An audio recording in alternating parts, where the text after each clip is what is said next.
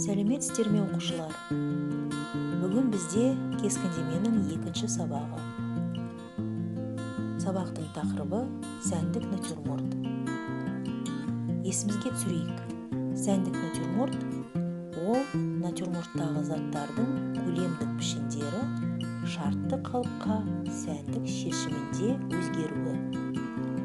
Мына бейне таспада сіздерге ұлттық натюрмортты сәндеуге ұсынылады.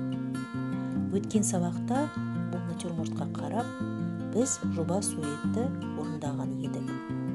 Енді бүгін түпнұсқа қағазға көшіп, біз жұмыстың келесі кезеңін бастаймыз. Жұмыстың келесі кезеңі түпнұсқа қағазға зат бейнесінің